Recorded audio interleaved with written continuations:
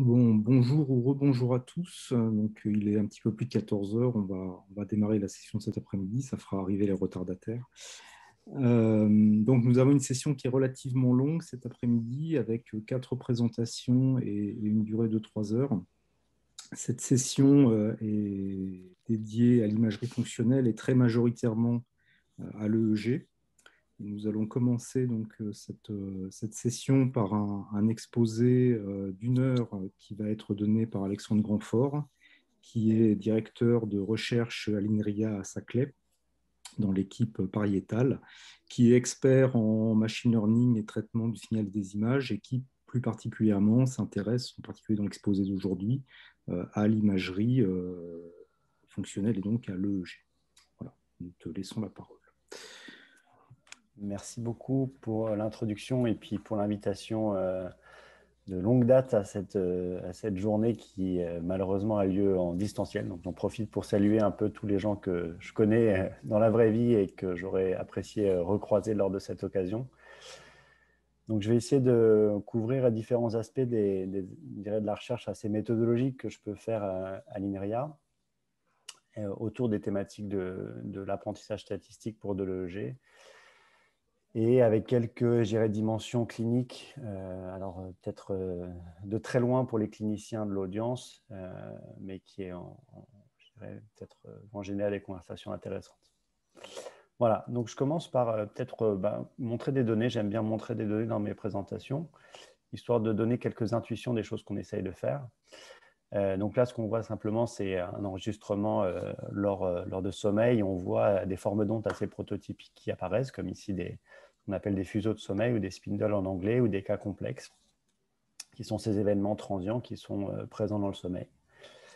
Ce que vous avez ici, c'est un enregistrement de ce qu'on appelle des ondes mu. Mu parce que ça a cette forme asymétrique qui ressemble à la lettre grecque mu, et qui ont été notamment particulièrement décrites et observées dans tout ce qui est le cortex autosensoriel. Et donc ça, c'est un enregistrement. Donc ça, c'est pas chez l'homme. Ça va être chez un rodent, comme on dit en français, qui vous montre en fait des phénomènes d'interaction interfréquence. Donc vous avez des bursts de fréquences qui viennent se superposer sur des ondes basse fréquence.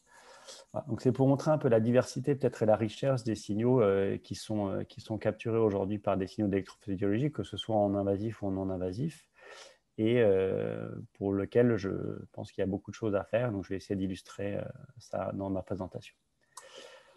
Alors avant, je commence peut-être par une slide un peu provocatrice. On dit de temps en temps que l'IRMF, c'est la blobologie. Je pense que le EG et la MEG, il y a un peu ce côté équivalent qui est la bordologie, où on a tendance à, je dirais, à résumer, simplifier ces enregistrements par des puissances dans certaines bandes de fréquences qui ont toutes leur, je dirais, leur légitimité, mais peut-être qui peuvent être illustrés, enfin cacher certaines dimensions du signal. Donc là, vous avez ici plus ou moins les hautes fréquences qui sont classées avec ces lettres grecques que vous connaissez sans doute. Voilà.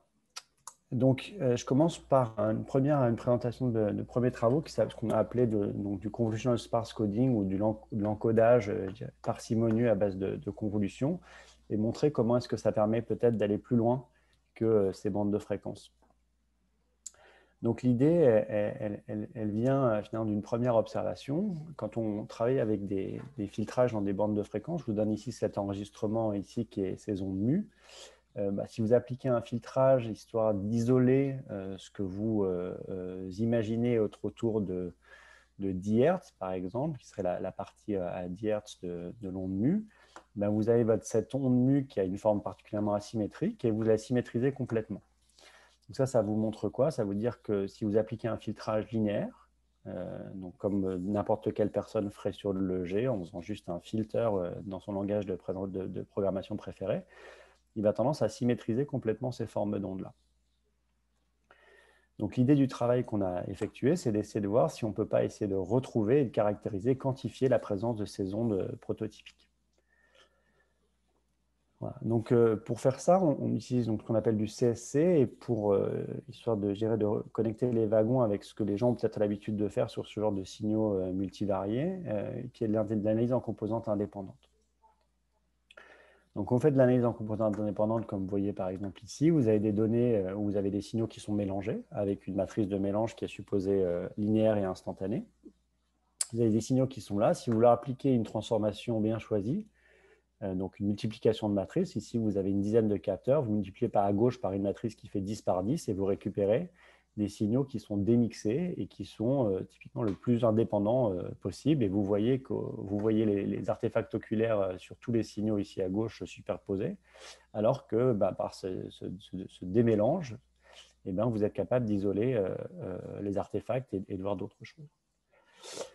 Donc l'idée de l'ISA, elle vient de ce modèle-là, qui est de dire que les données sont ce qu'on appelle X, donc chaque ligne de X est un signal. Donc si vous avez plusieurs lignes, vous avez dans un contexte multivarié, donc dans le cas de l'EEG, ça va être une ligne par capteur, par électrode, et vous allez exprimer ça comme une matrice A, qui est inconnue, qui est la matrice de mélange, fois des sources, qui s'appelle S, donc S a la même taille que X, et c'est juste observé à travers une matrice de mélange carrée qui est ici.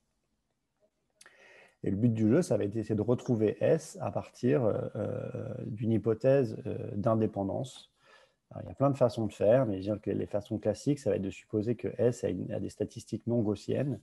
Et vous allez retomber sur des méthodes qu'on a l'habitude d'utiliser, qui s'appellent FastICA ou Infomax, qui sont communément appliquées sur ces données-là.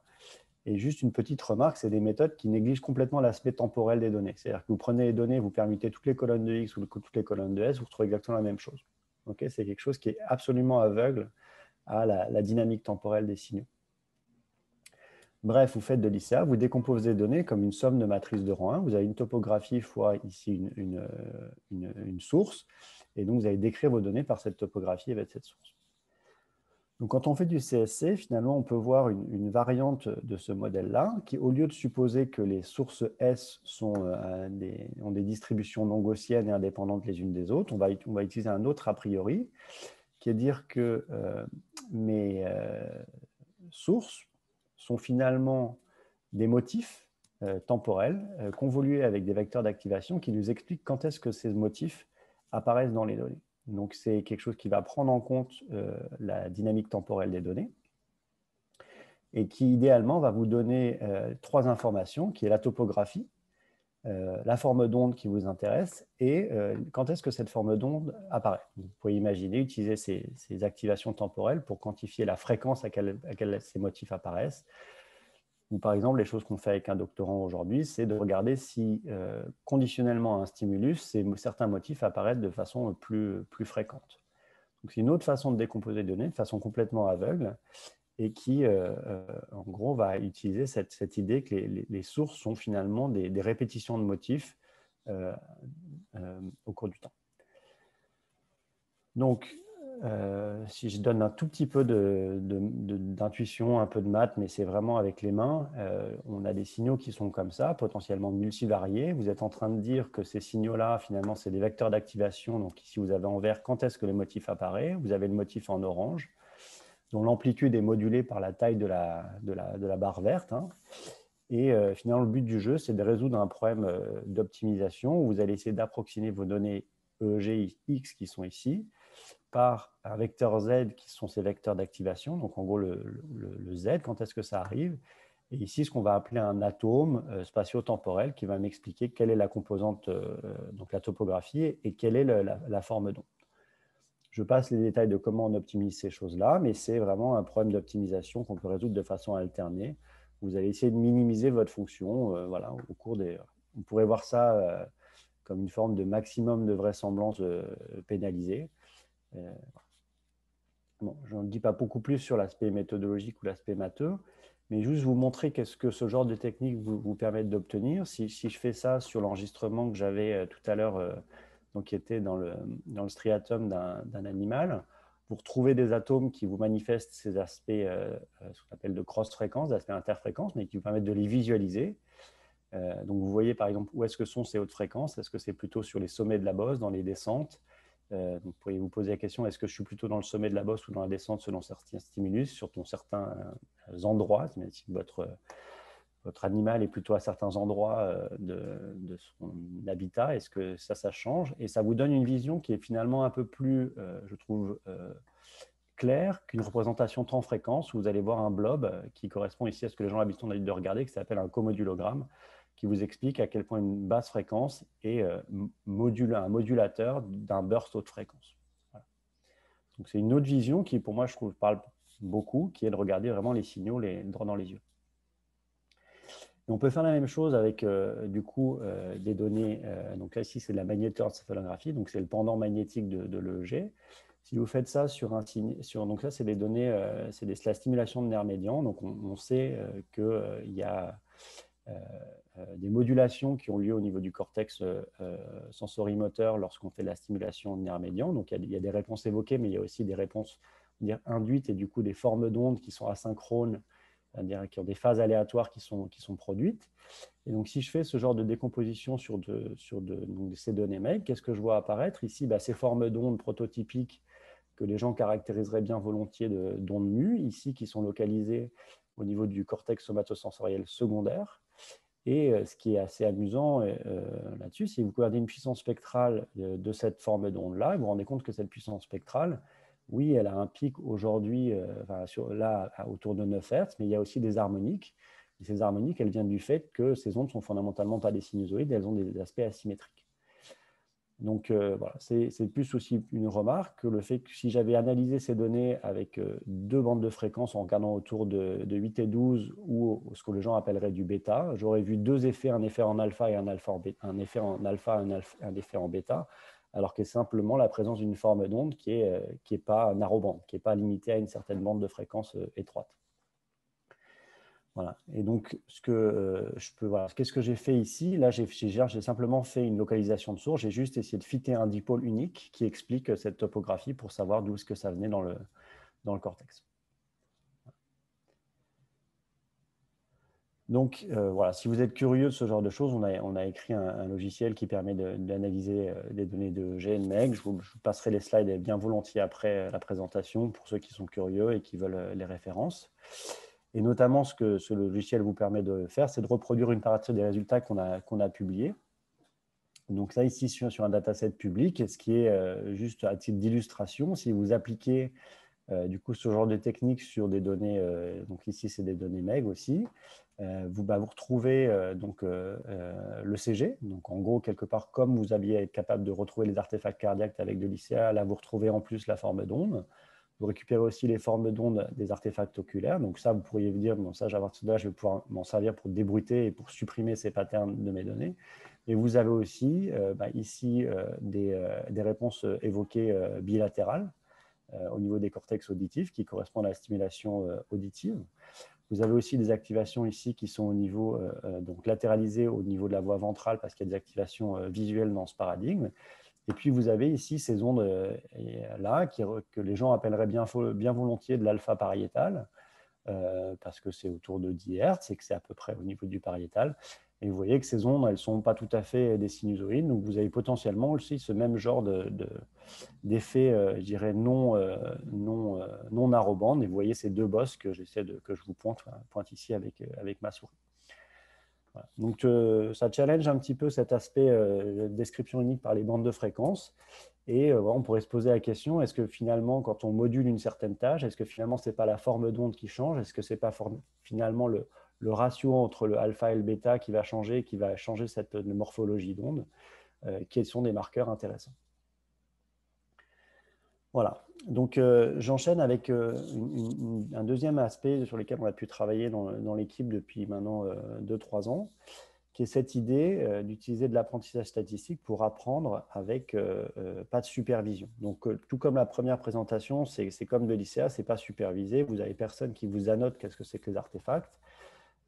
C'est la réalité de la plupart des données qu'on collecte. C'est très facile de trouver des données non annotées sur Internet ou dans les labos ou sur les disques durs des différentes unités de recherche.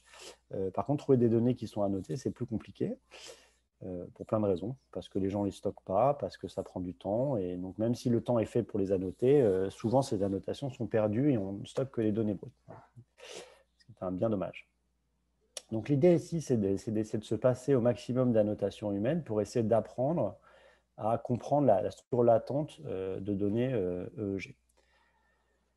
Donc, je commence par cette petite présentation. Donc là, on va rentrer un peu dans le monde du deep learning, donc en gros, d'apprendre des représentations profondes, plus ou moins profondes sur de l'EEG. On est dans des tailles de réseau qui sont quand même ridiculement plus petites que ce qu'on fait aujourd'hui en computer vision ou en NLP ou en speech. Et donc, dans ce papier maintenant qu'on a publié il y a 2 ans, on avait fait une review très systématique de tous les papiers qui étaient publiés autour de l'EEG et du deep learning, classifiés par thème. Donc là, vous avez la figure avec les termes. Dans le papier, vous avez aussi, en fonction du type d'architecture, convolutif ou je ne sais quoi. Et là, qu'est-ce que vous voyez? C'est qu'il y a de plus en plus d'utilisation de deep learning. Donc, je dirais comme un peu partout dans les sciences expérimentales, les gens essayent ce genre de choses, mais aussi sur certaines thématiques. Donc, vous voyez qu'il y a autour de l'épilepsie, donc sur les problématiques cliniques, donc c'est au niveau de la détection de crise ou la prédiction de crise. Vous avez des gens qui commencent à utiliser des choses comme ça, enfin de plus en plus, ce n'est pas nouveau, mais en tout cas de plus en plus.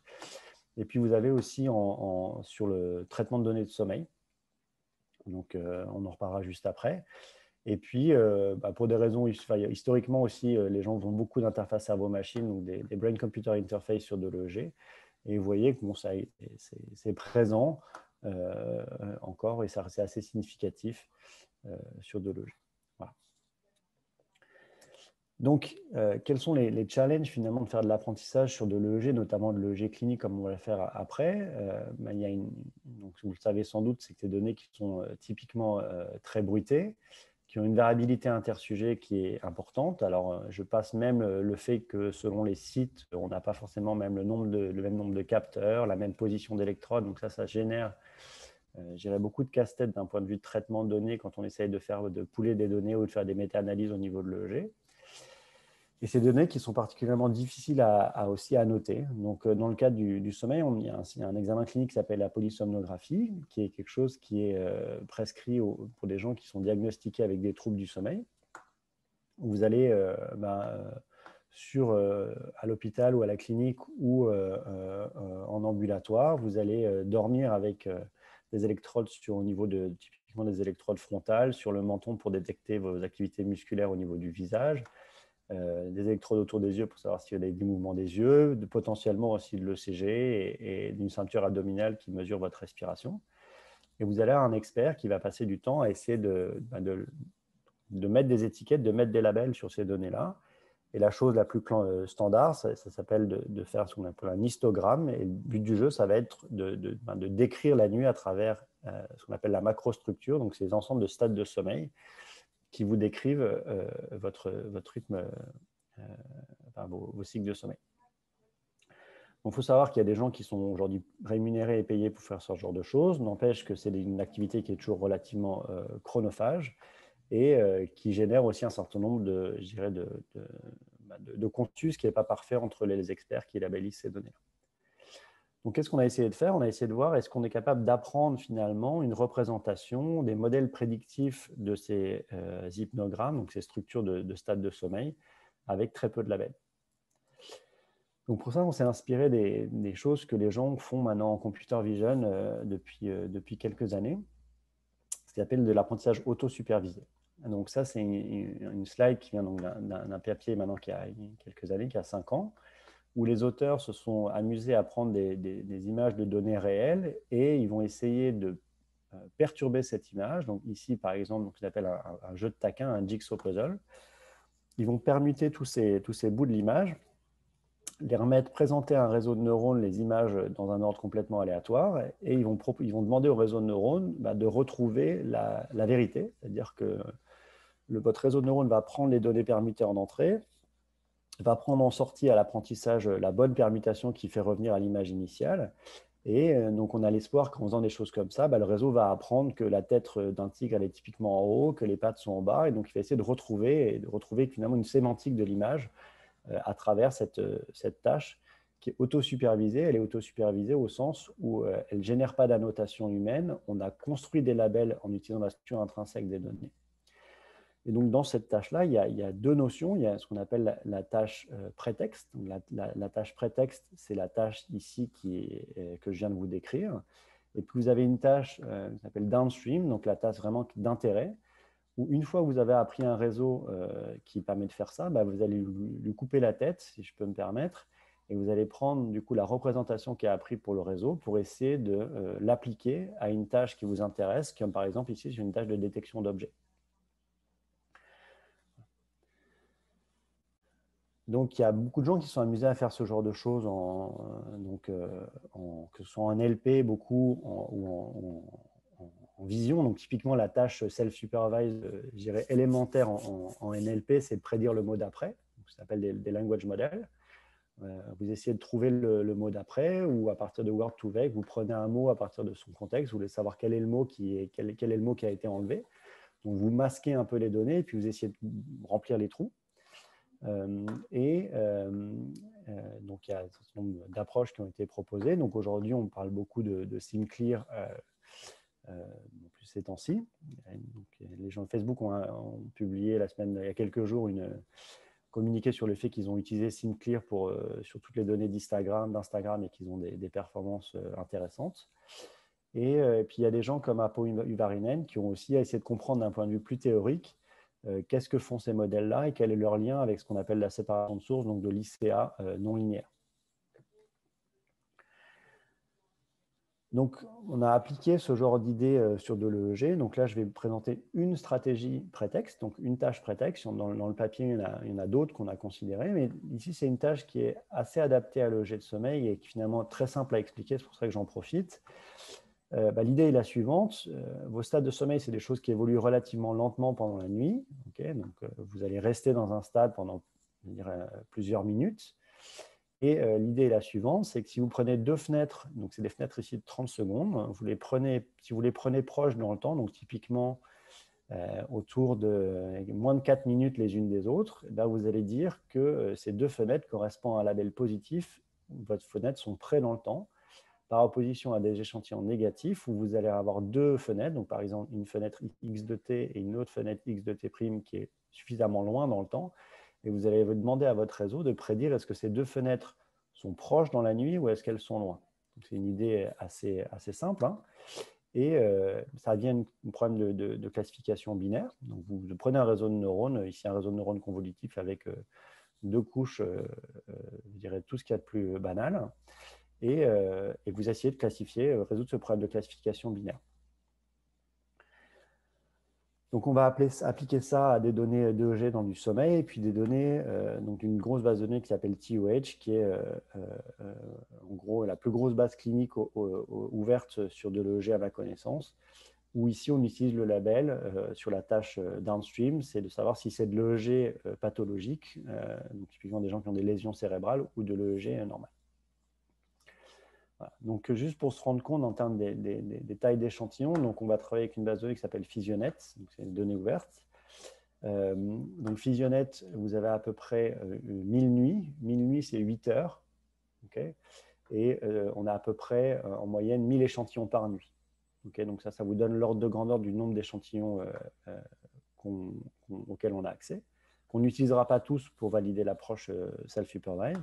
Et ici, sur les données de TOH, voilà. Donc là, on travaille on essaie de prédire au niveau du patient, donc au niveau de l'enregistrement, est-ce que c'est un enregistrement sain ou pas. Et donc, on a à peu près 3000 échantillons. Voilà. Et donc, quand on utilise ce genre d'approche, du coup, pour pré-entraîner les réseaux et qu'on utilise, du coup, je dirais la tête de réseau pour regarder si on est capable de bien prédire, et bien, on se rend compte qu'on est capable d'apprendre déjà de façon relativement correcte avec, je dirais, quelques poignées d'échantillons. Donc là, vous avez ici, si vous êtes, donc cette courbe que j'essaie de vous dessiner, c'est l'apprentissage qui serait complètement supervisé, où on partirait d'un réseau complètement aléatoire.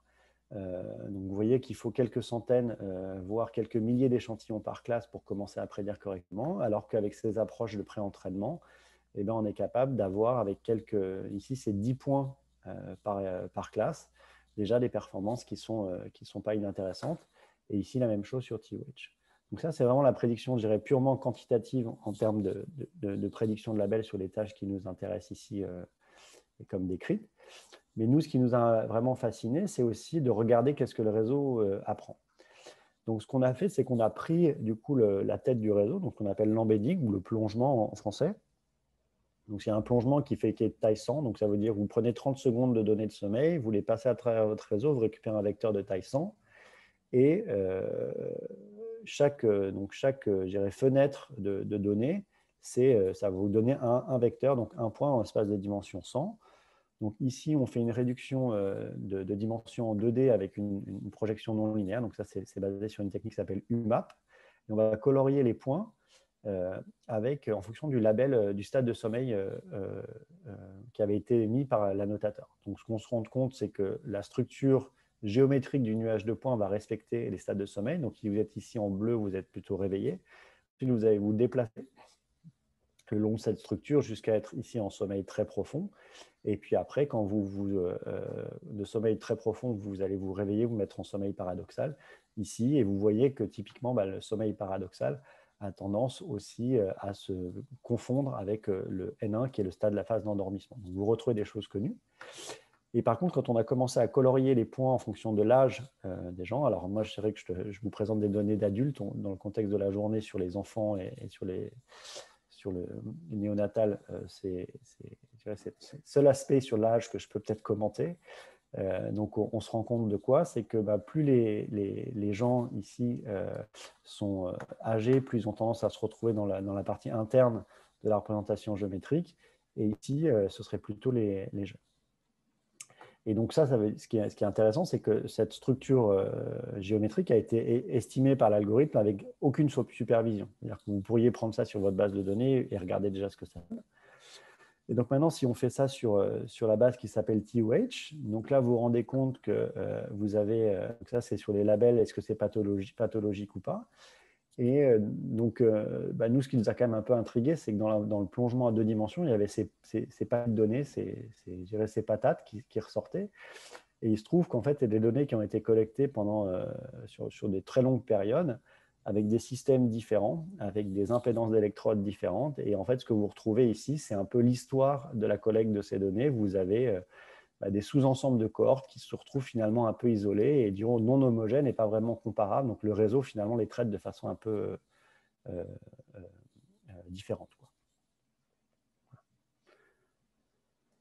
Voilà, donc j'en viens peut-être à la troisième partie que je voudrais essayer de décrire cet après-midi, qui est un lien aussi clinique. Alors on va voir, c'est plutôt dans un contexte de G sous anesthésie et d'évaluation de la fragilité cérébrale. Donc, avant de parler de ça, j'insiste sur peut-être un aspect qui me tient pas mal à cœur. Je suis quelqu'un qui fait beaucoup d'open science, beaucoup d'open source et qui pousse beaucoup pour la reproductibilité des résultats et surtout essayer de sensibiliser des informaticiens et des ingénieurs à ces problèmes-là. Et je trouve qu'une bonne façon d'avoir de l'attention de la part peut-être des gens plus comme moi, des informaticiens de formation, c'est de leur donner des problèmes sur lesquels ils peuvent travailler. Et donc, on avait fait ça maintenant il y a quelques temps à travers le Center for Data Science de l'Université Paris-Saclay, qui essaye de faire le lien entre des informaticiens, des départements de statistiques et des gens qui font des sciences expérimentales, qui collectent des données et qui ont des problèmes scientifiques dans diverses disciplines qu'ils souhaitent résoudre. Voilà. Donc, si vous avez ce genre d'idées, ce genre d'initiatives, n'hésitez pas à m'en parler, voir si on ne peut pas potentiellement collaborer là-dessus. Voilà, donc j'enchaîne du coup sur la troisième partie qui est sur ce problème que nous ont posé un petit peu les anesthésistes de la Riboisière qui nous ont dit les accidents d'anesthésie, malheureusement, ça arrive. Chez les personnes âgées, c'est toujours difficile de savoir est-ce qu'il y a un risque, donc ce qu'on appelle du burst suppression. Donc en gros, la dose d'anesthésie fait que on endort trop et puis le cerveau se retrouve moins vascularisé et puis ça fait des déficits au réveil. Et donc, ils nous ont posé la question, est-ce qu'on ne peut pas essayer d'utiliser l'EEG, parce que l'EEG, c'est présent pendant l'anesthésie, pour essayer d'aider et d'informer les médecins là-dessus. Donc, c'est un projet qui est mené par Denis Engemann, qui est chercheur dans l'équipe pariétale, et qui est mené aussi dans le cadre de son doctorat par David Sabac, qui est ici avec nos collègues médecins de la Riboisière. Donc, l'approche qui a été la nôtre, ça a été de nous baser sur une idée qui est maintenant date de quelques années, qui s'appelle le Brain Age, et qu'on a ici appelé un biomarqueur surrogé. Et je vais essayer d'expliquer l'idée. Donc, encore une fois, c'est une idée qui n'est pas tout complètement nouvelle maintenant. Et l'idée est la suivante, c'est que si vous allez entraîner un modèle de machine learning à prédire l'âge des gens. C'est-à-dire qu'en gros, vous prenez des données de neuroimagerie et vous demandez à l'algorithme de prédire l'âge sur le passeport. Okay. Et l'intuition, c'est quoi? C'est que si votre modèle de machine learning qui essaie d'optimiser la prédiction de l'âge en moyenne, bah, sur un individu particulier, s'il prédit au-dessus de l'âge du passeport, c'est que l'algorithme pense que l'âge de la personne est finalement, enfin son âge cérébral est finalement au-dessus de l'âge de son passeport. Donc, on va utiliser cette notion qui s'appelle de brain age delta, donc le delta, l'âge de cerveau. Donc, on appelle ça aussi le BAD, BAD. Et ce qui a été montré par notamment Cole et ses co-auteurs, c'est que, donc ça c'est une courbe de survie, on appelle un Kaplan-Meier. Bon, je passe les détails statistiques de ces choses-là. Mais ça vous dit quoi? Ça vous dit que si vous avez, donc ce que vous avez en X, c'est l'âge, donc en gros en Y, c'est la proportion des patients qui ont survécu, qui sont toujours en vie, en fonction d'un certain âge. Et vous vous rendez compte que si vous avez un brain age delta qui est plutôt petit, c'est-à-dire que votre modèle a tendance à vous prédire plus jeune que ce qui est marqué sur votre passeport, bah, vous vivez plus longtemps. Et sinon, bah, vous avez par rapport à la moyenne, vous avez un décès anticipé. Et donc ça a été essentiellement fait avec de l'imagerie anatomique et fonctionnelle à travers les travaux de Franz Liem, qui vous montrent que les scores donc si vous avez des patients qui sont MCI ou plus ou moins, je dirais, atteints, vous avez des brain age qui ont tendance à être plutôt très positifs pour les gens qui sont les plus déficitaires, plus de déficit. Voilà. Donc, on a essayé de se dire, est-ce qu'on peut essayer de faire ce genre de choses avec de l'électrophysiologie et notamment de l'EEG?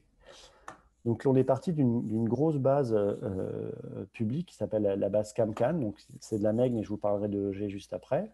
Et là, si on regarde juste les densités spectrales de puissance en fonction des tranches d'âge, vous vous rendez compte que le spectre a tendance à changer avec l'âge. Donc, notamment, l'alpha a tendance à se réduire, que les pentes, elles ne sont pas tout à fait les mêmes. Voilà. Donc, il y a des signatures spectrales et puis il y a des signatures au niveau des topographies. Donc, si on comprend un petit peu ce qui se passe au niveau de la MEG et de l'EEG, donc je crois qu'il y a une présentation juste après sur la localisation de sources, donc ce sera sans doute réexpliqué en mieux.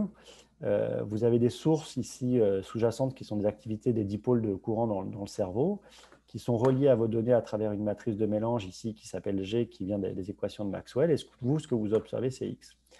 Et finalement, la tâche de machine learning, si le but du jeu de machine learning, c'est prédire des Y avec des X, là, on va prendre potentiellement quelques minutes de MEG ou de EG et on va essayer de prédire l'âge des gens. Okay. Donc ça, en fait, cette prédiction, elle est je dirais, médiée par finalement des sources qui viennent du cerveau, qu'on va appeler des sources statistiques. Et les modèles qu'on va considérer sont des modèles où on va supposer que les sources statistiques sont reliées aussi avec une matrice de mélange linéaire comme l'ICA sur les données X.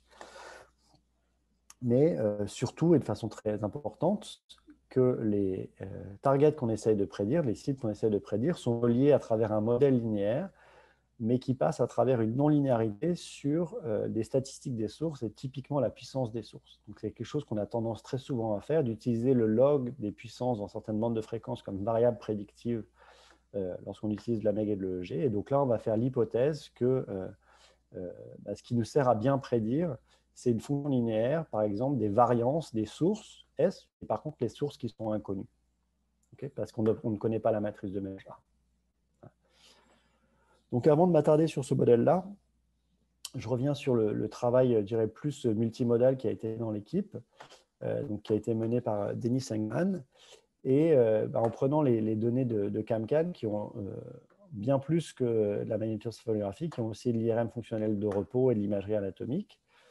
On a construit un modèle prédictif qui essaye d'utiliser au maximum toutes les modalités, donc à la fois l'anatomique, le fonctionnel à travers le BOLD et l'IRMF, ou l'électrophysiologie, et de construire un modèle qui, d'un point de vue méthodologique, je trouve intéressant, basé sur une technique qu'on appelle de stacking. Donc, les gens qui font des compétitions de data science connaissent bien ce genre de technique. C'est des choses qui permettent de gagner des compétitions de machine learning.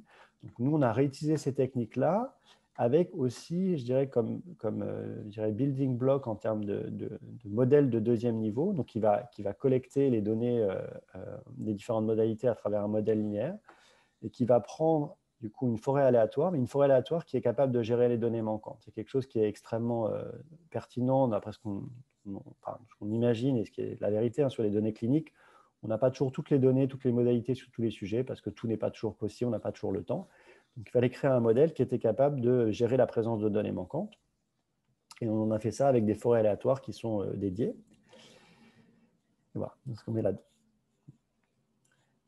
Donc, on prend un certain nombre de variables d'entrée. Donc là, on a un peu, je dirais, pris tout ce qu'on pouvait imaginer, tout ce qu'on avait pu trouver dans la littérature. Donc, par exemple, des puissances sur des sources, des matrices de connectivité fonctionnelle. Donc, est-ce que finalement, c'est les interactions entre les zones du cerveau qui permettent de prédire ou est-ce que c'est simplement les puissances? Donc, si je m'attarde un petit peu là-dessus, il se trouve que les puissances localisées et les mesures de connectivité n'étaient pas spécialement aidantes en termes de pouvoir prédictif. Et on a pris aussi les mesures d'IRM fonctionnel et d'IRM. Bref, on fait tout ça. On va dire que bon, ça, c'est jusque-là, l'application clinique, elle est très loin. Sauf que CamCam vous donne aussi les réponses à des questionnaires. Et donc, ce qu'on peut essayer de faire, c'est de regarder si, du coup, ce BAD, donc ces erreurs de prédiction, ne sont pas reliées à des scores cliniques qui sont disponibles dans la base de données. Donc c'est ce qu'on va faire juste après, juste pour vous montrer qu'on est capable, avec toutes les modalités, de gagner. Et donc, du coup, ici, on a à peu près une prédiction de l'ordre de 4 ans en moyenne. C'est-à-dire qu'avec juste, si on vous donne les différentes modalités d'observation de votre cerveau, on est capable de dire plus ou moins 4 ans en moyenne quel est votre âge. Et donc voilà, c'est ça que je voulais dire, c'est que si on prend du coup les scores cliniques qui sont disponibles aussi dans la base de données, on se rend compte que, par exemple, si vous prenez l'IRM, l'IRMF et la MEG, vous avez des scores de BAD qui sont reliés avec ce qu'on appelle ici la Fluid Intelligence et qui est disponible dans vos questionnaires. Donc, vous avez aussi des risques, des mesures cardiovasculaires, le MMSI qui est bien vu des cliniciens. Et donc, voilà, on utilise finalement du coup ce qu'on appelle ces biomarqueurs surrogés comme le brain age pour regarder si ça ne peut pas être, donc qui sont appris typiquement sur des populations normatives, des populations saines. Et on utilise finalement les erreurs du modèle plus que sa bonne prédiction pour essayer de corréler ça à des scores cliniques. Voilà, donc petite interlude. Si maintenant je ne vous donne pas l'IRM et je vous donne que l'électrophysiologie, donc c'est un travail un peu plus, je dirais, méthodologique qui a été fait dans l'équipe. Le but du jeu, c'est de résoudre ce problème de régression que je vous disais tout à l'heure, où on va prendre en entrée uniquement l'EEG. Donc on ne va pas directement prendre l'EEG, on prend ce qu'on appelle la matrice de covariance des données. Donc si vous avez ici 102 capteurs, votre statistique suffisante que vous utilisez pour prédire, ça va être une matrice qui va être 102 par 102. Et ça va être l'échantillon à partir duquel vous prédisez. Donc, c'est un problème de machine learning où une observation, c'est une covariance. Et il se trouve que ces covariances, en fait, ça ne vit pas dans des espaces euclidiens, ça vit dans des espaces tordus, donc des espaces riemanniens. Donc, pourquoi est-ce que ce n'est pas euclidien? C'est que si vous soustrayez deux matrices de covariance, vous n'avez plus forcément une matrice de covariance parce que vous êtes forcément une matrice positive. Donc, il faut construire une géométrie et du coup des métriques qui ont du sens pour ce genre d'objet. Donc, on va se tourner sur des matrices, des métriques, comme ici, vous avez la distance géométrique entre des covariances. Donc, c'est une façon je dirais, mettre une métrique sur ces objets-là. On se rend compte, on peut montrer que si on travaille avec ce genre d'outils de géométrie riemannienne, eh bien, on est capable de s'affranchir des problèmes de mélange instantané. Et on est capable de faire des modèles qui sont statistiquement consistants. Et consistants dans quel sens? C'est que si vous aviez une infinité de données et pas de bruit, vous retrouveriez exactement les vrais coefficients et vous feriez zéro erreur. Voilà. Donc, ça vous garantit que votre modèle, finalement, ne sature pas sa capacité d'apprentissage et qu'il va être capable asymptotiquement de converger vers le bon prédicteur. Donc, c'est ce que cette figure vous illustre. Si vous avez une matrice de mélange A qui est inconnue, donc ici qui est générée avec un paramètre mu qui vous décrit plus ou moins comment vous vous éloignez de l'identité. Donc vous vous rendez compte que si vos capteurs EEG ou MEG étaient à même je dirais, zone cérébrale qui contiennent les sources, et ben finalement, vous pourriez juste prendre la diagonale de la matrice de covariance et ça se passerait très bien. Okay. Par contre, si vous commencez à tout mélanger, il va falloir prendre en compte ces mélanges instantanés. Et ces métriques riemanniennes vous permettent justement de construire des modèles qui sont complètement immunes, qui sont insensibles à ces mélanges-là. Et donc, du coup, d'avoir des estimateurs qui sont consistants. Voilà, donc on a fait ça sur CamCam et j'en arrive sur le G. On a reproduit ça sur la base TUH, donc qui est la même que celle que je mentionnais tout à l'heure, où on a accès à l'âge des patients et on se rend compte qu'on est capable de reproduire exactement les mêmes effets, c'est-à-dire que ces métriques riemanniennes vous donnent aussi des performances qui sont à l'état de l'art sur la prédiction du brain age. Voilà, donc j'en arrive doucement à ma conclusion sur le fait que je pense qu'il y a énormément encore de choses à faire sur ces signaux-là. Donc le EEG, ça a, je dirais, un siècle à peu près. La MEG telle qu'on la connaît, la MEG, c'est les capteurs full head début des années 90. Aujourd'hui, on a des nouveaux capteurs avec les OPM qui sont en train d'arriver, donc qui vous permettent d'être plus près du cortex. Donc ça, c'est beaucoup d'opportunités pour des nouveaux signaux, des nouveaux défis, notamment parce que les OPM sont des capteurs qui sont mobiles, donc il y a plein de problèmes de gestion de position de capteurs, de correction de mouvements qui vont être à inventer. Et ça peut se faire vraiment avec des interactions interdisciplinaires entre des informaticiens ou des statos comme moi et puis des gens qui s'intéressent à des problèmes cliniques en neurosciences ou des problèmes de sciences cognitives, puis qui nous expliquent aussi comment marche la physique de tout ça. Voilà. Donc, je vous disais, je fais beaucoup de logiciels, beaucoup d'open source. J'aime bien répéter que tous les modèles sont faux, mais n'empêche qu'il y en a certains qui sont disponibles en open source et qui sont utilisables et qui sont documentés. Et donc, il faut peut-être commencer par cela. Et donc ça fait une petite transition vers des outils que je peux développer maintenant depuis presque 10 ans pour les deux que je vais mentionner. Donc, Scikit-learn, qui est un outil qui permet de faire du machine learning généraliste, pas que sur de l'EEG, mais ici qu'on a beaucoup réutilisé dans le cadre de ces études-là.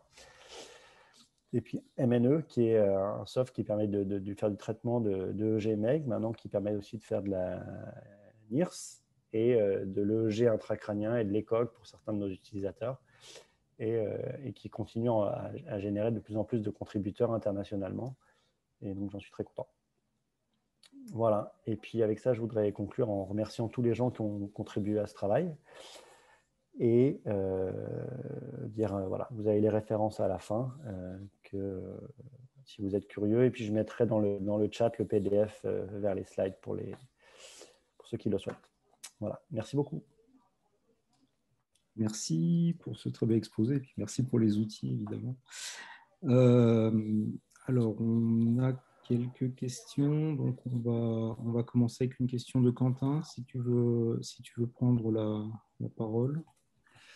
Bonjour, merci pour la présentation. Je voulais savoir si plutôt que d'utiliser des modèles d'auto-apprentissage comme SimClear que vous avez présenté, on pouvait penser à utiliser par exemple un auto-encodeur, par exemple, et si vous avez essayé. Alors, je pense qu'il y a, dans une des courbes que j'ai mentionnées, il y a AE, Ah oui, j'ai peut-être pas vu. Ouais. qui est auto-encodeur. Moi, je ne l'ai pas commenté. En vrai, c'est une bonne question. Donc là, on fait des auto-encodeurs convolutifs. Mais en gros, ces modèles qui sont vraiment basés sur la reconstruction L2 ne sont pas forcément hyper adaptés à l'EEG, où la puissance est dominée par les basses fréquences. Donc, ça veut dire qu'il ne faut pas essayer de reconstruire en distance L2 les données broadband. Et donc, qui explique pourquoi je pense que l'auto-encodeur ne marche pas très bien. Après, on peut toujours se poser la question de comment est-ce qu'il faudrait faire pour, je dirais, un peu aplatir le spectre pour gérer ces problèmes-là. Mais en tout cas, les métriques classiques utilisées pour les auto-encodeurs ne sont pas très adaptées aux puissances spectrales qu'on a, qui sont 1 sur F, où on a du signal intéressant, mais qui est toute petite amplitude par rapport à des artefacts ou des signaux très très basse fréquence qui dominent complètement la variance du signal. D'accord, merci. Et j'en profite parce que j'ai une autre question également. Est-ce qu'il est préférable d'utiliser, parce que vous appliquez une transformation préalable de l'EEG en considérant la matrice de covariance, est-ce que vous avez testé aussi des choses comme des Gramian Angular Field? Je ne sais pas si vous... Je ne vois pas trop de ce que c'est. Ok, bon, Non. c'est pas grave. Donc la réponse courte est non. D'accord, ok, merci. Si on a une question de Julia, peut-être en anglais. Bonjour. Ouais, je peux la poser aussi en français. Merci pour la présentation. Je me demandais si ces types de modèles de deep learning ou machine learning sont appliqués à des données brutes, à des données raw, ou si on fait un petit peu de pre-processing aussi sur ces données EG.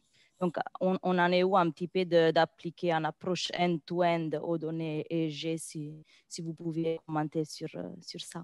Merci. Alors, donc là, nous, on travaille sur les tracés bruts. Toutefois, on a tendance, il faut scaler les données.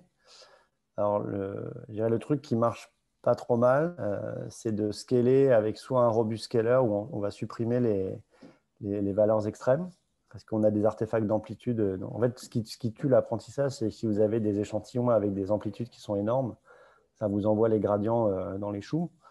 Donc, c'est important de scaler ces données, mais si on les scale avec les données artefactées, les scales ne sont pas adaptés, donc on peut faire des robust scalers. Après, on peut juste aussi faire des seuils sur les seuils sur les amplitudes absolues, parce que la plupart des artefacts sont des artefacts d'amplitude.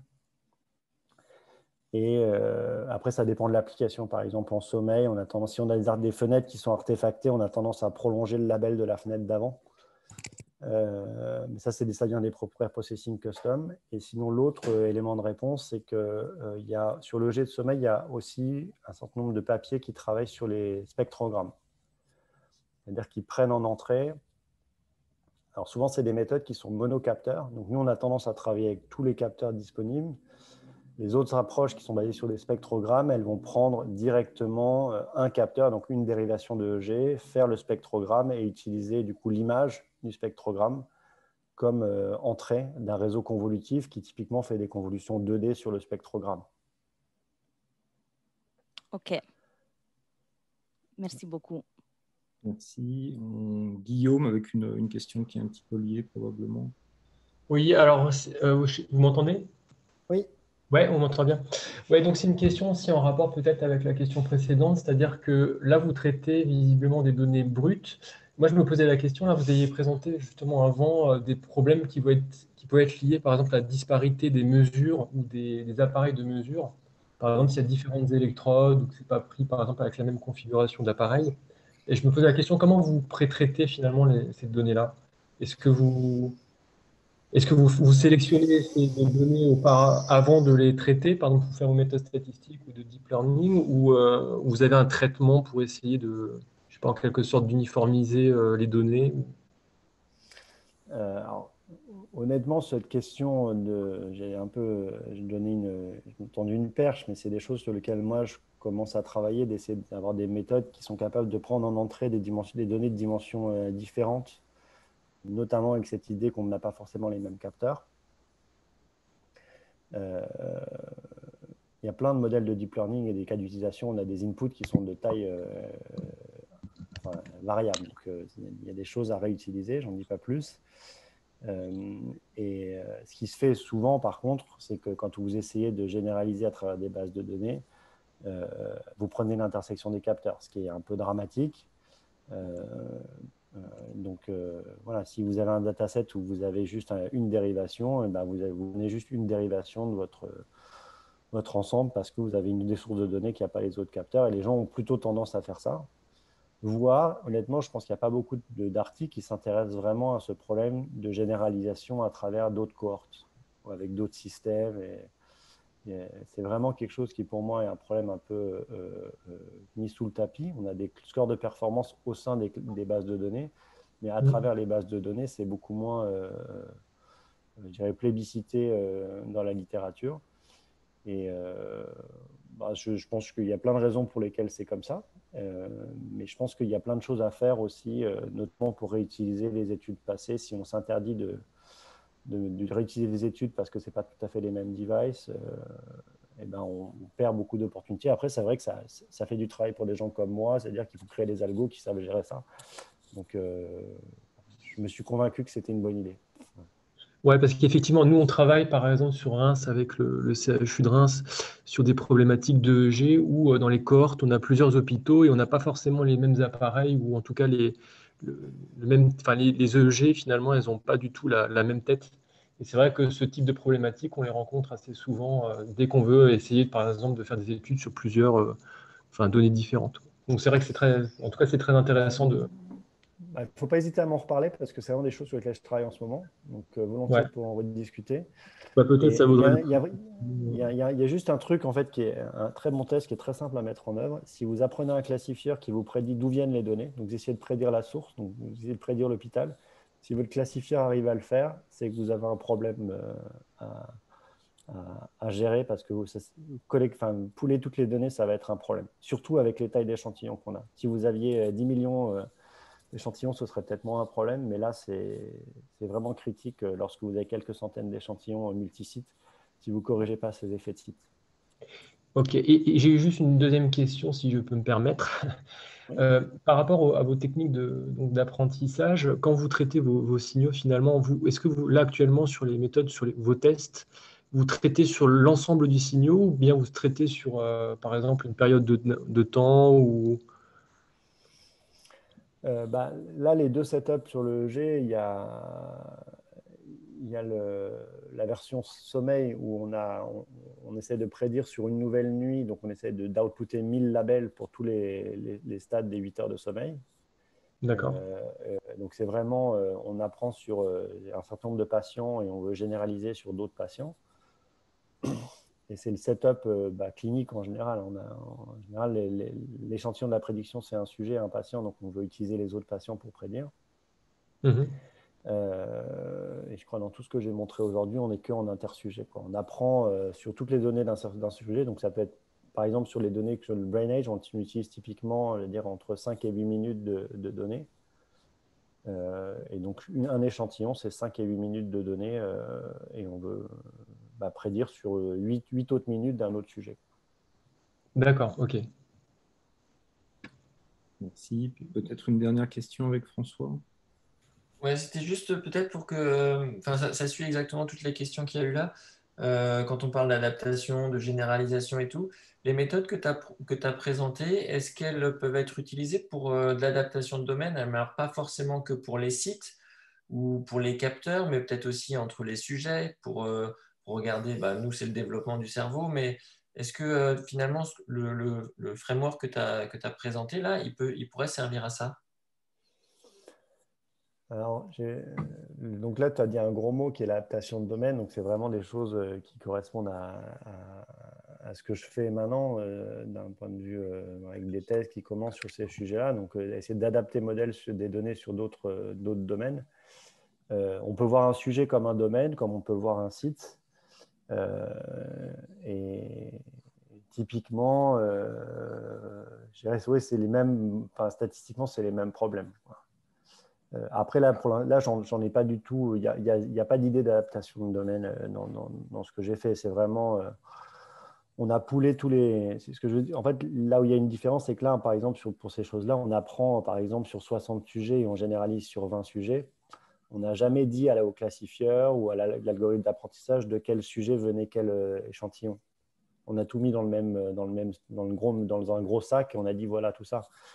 Une méthode d'adaptation de domaine, elle utiliserait l'information de site pour comprendre comment les choses doivent se généraliser à travers les sujets, à travers les sites. Là, pour l'instant, on ne l'utilise pas du tout. C'est pas complètement vrai parce que dans les approches self-supervised, en fait, la façon dont on cherche les points, les paires négatives, en fait, c'est pas tout. Enfin, si on prend les fenêtres négatives dans le même record ou dans un autre sujet, ça fait des choses assez différentes. Okay. Merci. Merci beaucoup. Ok, merci. Bon, on a 3 minutes d'avance. On va en profiter pour prendre un tout petit peu d'avance sur le planning, ce qui me permettra peut-être de faire une toute petite pause entre la deuxième et la troisième présentation. Merci encore pour cette présentation. Et